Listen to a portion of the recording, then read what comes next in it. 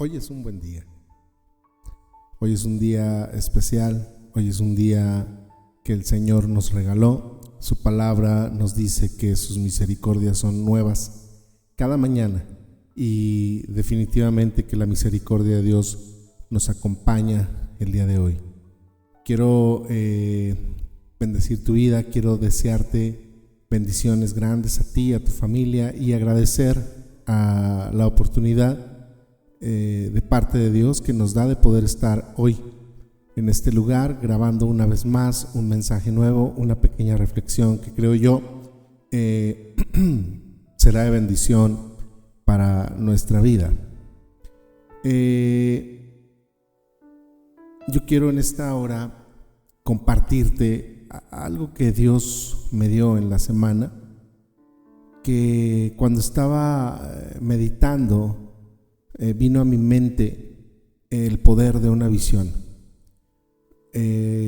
Rápidamente fui a la palabra de Dios, ahí al libro de Nehemías, capítulo 1, verso del 1 al 3, y pude entender cómo antes de lograr algo en tu vida, antes de lograr algo grande en tu vida, tienes que tener una visión bien definida. Yo quiero compartirte en esta hora la palabra del Señor que dice ahí en el libro de Nehemías, capítulo 1, verso 3. Estas son las palabras de Nehemías, hijo de Jacalías. En el mes de Quisleu del año 20, estando yo en la ciudad de la de Susa, llegó Hananí, uno de mis hermanos, junto con algunos hombres de Judá. Entonces les pregunté por el resto de los judíos que se habían librado del destierro y por Jerusalén. Ellos me respondieron: los que se libraron del destierro y se quedaron en la provincia están enfrentando una gran calamidad y humillación. La muralla de Jerusalén sigue derribada, con sus puertas consumidas por el fuego. La historia nos relata que después de que Nehemías escuchara a Hananí, se turbó de una manera muy grande, al grado de que se sentó a llorar e hizo duelo por varios días. Dentro de ese duelo oraba a Dios confesando su pecado y confesando el pecado del pueblo de Israel. Y me encanta a mí la manera en la que Nehemías habla con Dios. Ahí en el verso 11 dice: Señor, te suplico que escuches nuestra oración, pues somos tus siervos y nos complacemos en honrar tu nombre. Y te pido que a este siervo tuyo le concedas tener éxito y ganarse el favor del rey. En esta parte de la escritura nos podemos dar cuenta cómo Nehemías le dice al Señor: te pido que a este siervo tuyo le concedas tener éxito y ganarse el favor del rey. Note usted que en ese momento Nehemías ya tiene una visión definida de lo que quiere hacer. Todo en nuestra vida comienza con una visión. Grábese esa palabra: todo en nuestra vida comienza con una visión. Hay una historia en lo personal que me llena bastante, de un predicador, de un pastor que ya partió con el Señor hace poco tiempo, llamado David Yonggi Cho. Y la historia de David Yonggi Cho es muy interesante. Vea, la historia nos dice que nació un 14 de febrero de 1936 en Corea del Sur, y en su historia nos damos cuenta de que nace en una familia budista. Posteriormente, cuando él es joven, se enferma gravemente, y desgraciadamente para él y su creencia, nada pueden hacer por él. Conoce a un amigo, tiene un amigo que se hace cristiano, llega y le habla de Cristo, ora por él y Dios lo sana. En ese momento Yonggi Cho se convierte al cristianismo, y aproximadamente por ahí en el 1954 él se hace cristiano, y después de 4 años como cristiano decide abrir una iglesia. En el 1958 aproximadamente decide fundar la iglesia del Evangelio completo y me impacta esta parte porque todos dicen que todo lo grande alguna vez fue pequeño, y claro que sí, todo lo grande alguna vez fue pequeño. David Yonggi Cho comenzó su iglesia con 5 miembros. Vea, este hombre era muy pobre económicamente hablando. Él no tenía dinero, pero tenía un deseo ferviente por servir al Señor. Y esta historia me impacta, me llena, porque la historia nos dice que con apenas 5 miembros, él empieza a evangelizar, él empieza a trabajar en la obra y tiene una visión. Vea, él tiene una visión definida. La visión de David Yonggi Cho es tener la iglesia cristiana más grande de todo el mundo. Tremendo, ¿no? ¿Cómo desarrollar una visión? En primer lugar, tienes que tener bien claro lo que tú quieres. No puedes tener o lograr algo en la vida si no sabes lo que quieres. Todo corredor, todo deportista tiene un objetivo. ¿Cuál es su objetivo? Llegar a la meta, en primer lugar. Ese es su objetivo y se preparan muchísimo tiempo para poder lograr su objetivo. Nosotros en nuestra vida necesitamos una visión definida. Nehemías tenía claro lo que quería. Él quería reconstruir los muros de Jerusalén, pero necesitaba un plan para poder reconstruirlos. Ahora, ¿cómo desarrolla este plan Nehemías? Vean, Nehemías decide ponerse frente al rey triste, decide entristecerse frente al rey. En el capítulo 2, verso 1, dice que un día en el mes de Nisán del año 20 del reinado de Artajerjes, al ofrecerle vino al rey, como él nunca antes me había visto triste, me preguntó: ¿por qué estás triste? Me parece que no estás enfermo, así que debe haber algo que te está causando dolor. En ese momento, Nehemías lleva a cabo su primera etapa del plan. ¿Cuál era su primera etapa del plan? Ponerse triste frente al rey. Vea, este era un plan muy arriesgado, porque él no podía darse el lujo de ponerse triste frente al rey, ya que Nehemías trabajaba como copero del rey y él era el encargado de probar el vino antes de que el rey, ya que si el vino estaba envenenado, bueno, pues Nehemías caería antes que el rey. Entonces imagínese usted, no podía darse el lujo de poder ponerse triste frente al rey. Pero sin embargo logra llamar la atención del rey y le pregunta: ¿por qué estás triste, Nehemías? ¿Qué pasa? ¿No te ves enfermo? ¿Algo está sucediendo? ¿Algo te está pasando? Y le dice, después de que Nehemías logra llamar la atención del rey, vea lo que dice: Señor, ¿cómo no voy a estar triste? ¿Cómo no voy a estar triste si mi pueblo está destruido, los muros están derribados? Y el rey le pregunta a Nehemías: ¿y qué es lo que necesitas? Y después de que Nehemías logra llamar la atención del rey, le pide específicamente lo que él quiere. Le dice: si a su majestad le parece bien, y si este siervo suyo es digno de su favor, le ruego que me envíe a Judá para reedificar la ciudad donde están los sepulcros de mis padres. El rey le dice: ¿cuánto durará tu viaje? Vea, ahí ya Nehemías logra su segundo objetivo, el permiso del rey. ¿Cuánto durará tu viaje?, le dice. ¿Cuándo vas a regresar? No sé cuánto tiempo le haya dicho Nehemías al rey que iba a regresar, pero yo no creo que le haya dicho la semana que entra o dame 15 días. No, mínimo debe haberle pedido 1 año o 2. Y definitivamente, cuando la gracia del Señor está con nosotros, créame que no hay nada imposible para usted y para mí, pero necesitamos tener un plan definido. Me preguntó el rey, que tenía a la reina a su lado, dice la palabra del Señor: en cuanto le propuse el plazo, el rey aceptó enviarme. Como le digo, no sabemos cuánto tiempo le dijo que le diera permiso, Pero el rey aceptó. Entonces, dice Nehemías, añadí: si a su majestad le parece bien, le ruego que envíe cartas a los gobernadores del oeste del río Éufrates para que me den vía libre. Vea, le está diciendo al rey: Señor, si ya me diste permiso, entonces dame la oportunidad de que nadie me moleste. Y no solamente le dice eso, sino que también le dice: por favor, te pido que le ordenes a tu guardabosques que me proporcione madera para reedificar los muros y para hacerme una casa para mí. Es algo tremendo esto. Y sin embargo el rey accedió a la petición de Nehemías. ¿Por qué? Porque Dios estaba actuando a favor de Nehemías.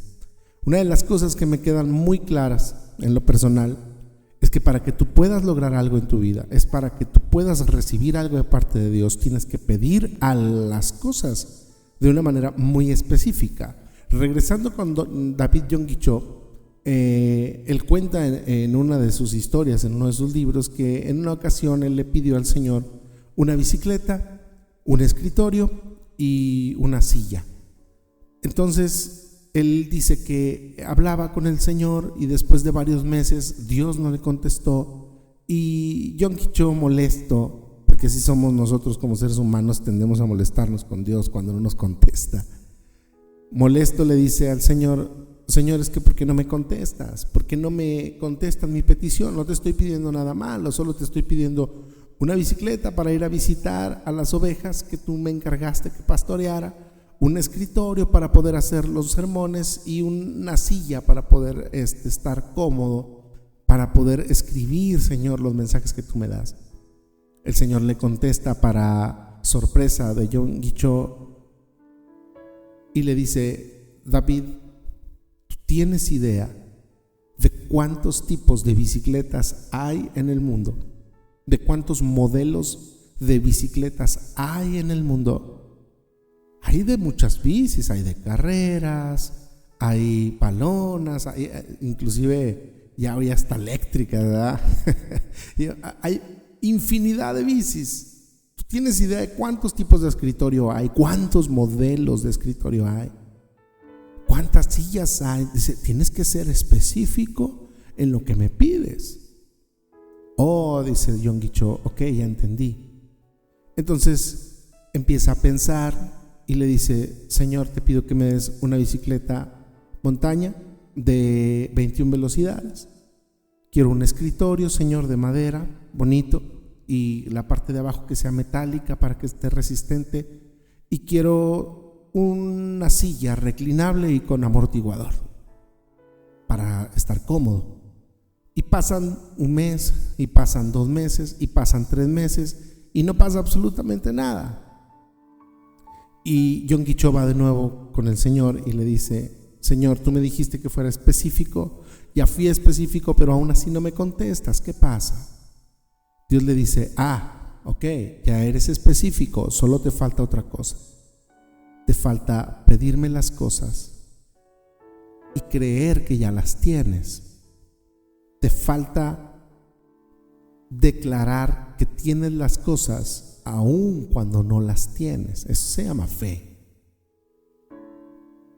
Y Yonggi Cho le dice: no entiendo. Y Dios le dice: una mujer cuando está embarazada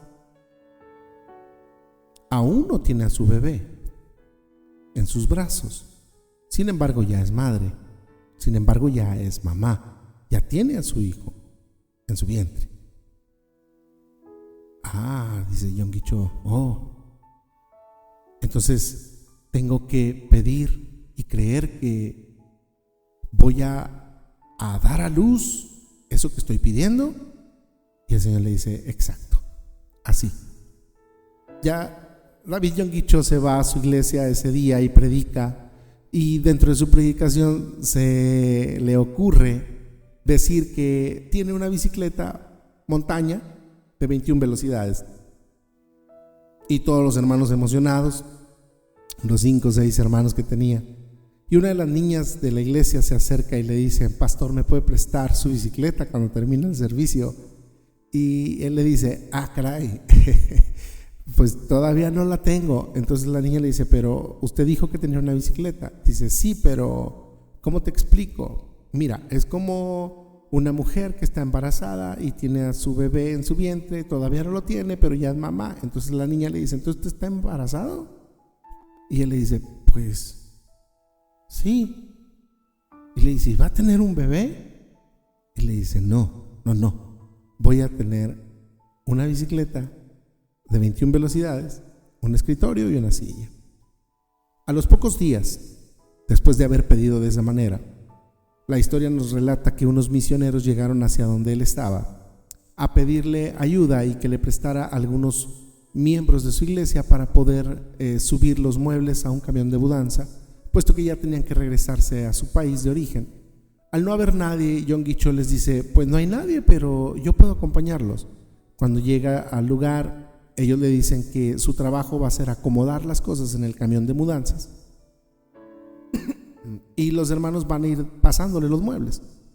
Empieza a acomodar las cosas de una manera que esté muy bien acomodado, y llega un momento en el que se llena el camión y le dice a los misioneros, hermanos, ya no cabe nada, ya no cabe ni un alfiler aquí. Y le dice, ok. Y ve que están hablando entre los dos misioneros en inglés, él no entendía.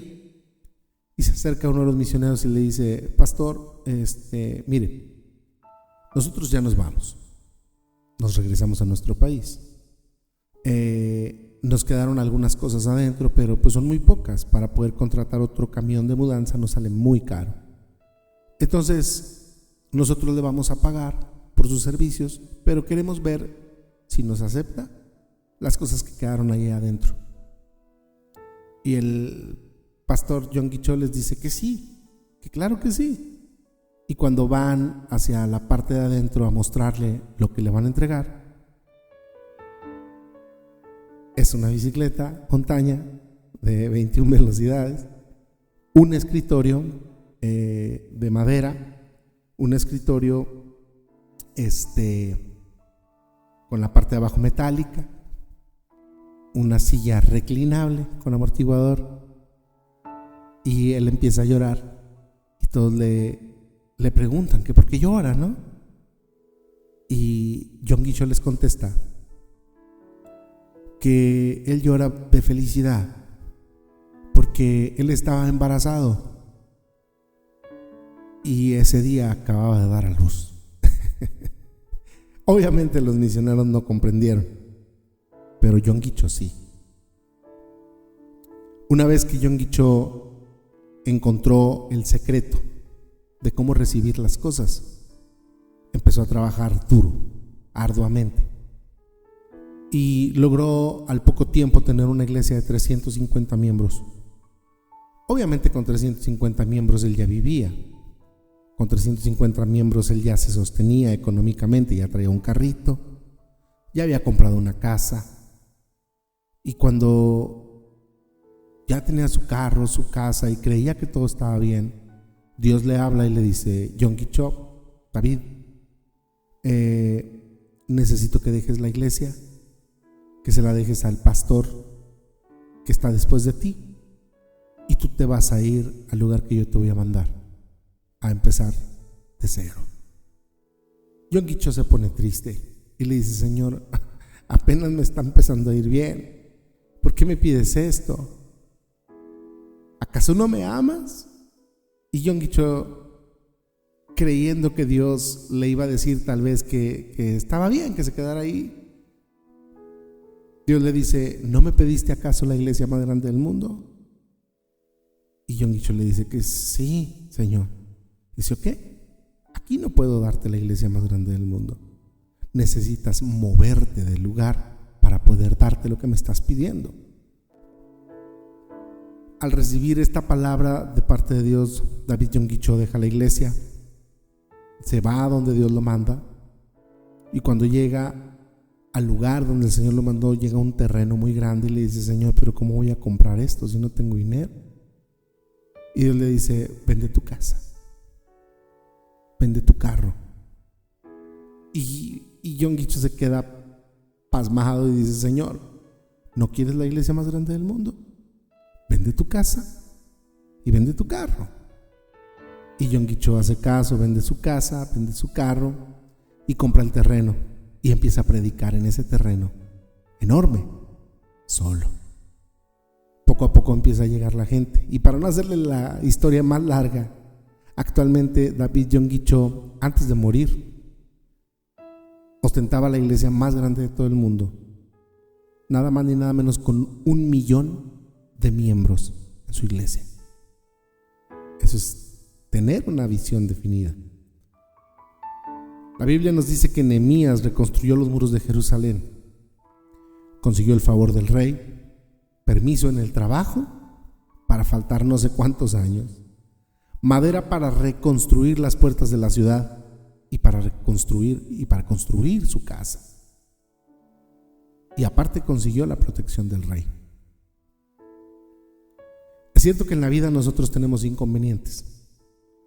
Es cierto que tenemos oposición, es cierto que tenemos ataques cuando tenemos una visión. Pero al final podemos darnos cuenta que cuando nosotros tenemos una visión definida, siempre vamos a lograr nuestros objetivos. Tal vez los demás querrán detenerte y decirte que no vas a poder, que no eres apto, que no tienes lo que se necesita.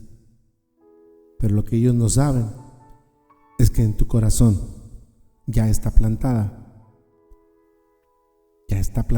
ahí en tu corazón el poder de una visión. ¿Por qué no cierras tus ojos en esta hora? Oras conmigo y le dices al Señor: Padre, te doy gracias por esta palabra. Te doy gracias por la oportunidad, Señor, que me has dado de servirte en este mundo. Te pido, Señor Jesús, que si no hay una visión definida en mi vida, que la pongas en mi mente, Señor, y que pueda yo llegar a esa meta. En esta hora, Señor, te pido que cubras a cada uno de los que están escuchando este mensaje. Cubre a nuestras familias, a nuestros hijos, Dios, a nuestras esposas o esposos, Señor, y derrama de tu bendición sobre nuestros hogares.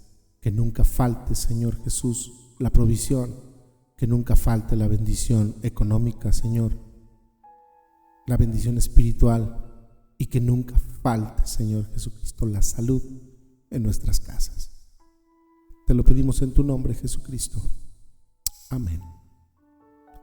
Hermano, mi deseo más grande es que el Señor te bendiga y nos vemos la siguiente semana con un video nuevo. Dios te bendiga. Bendiciones.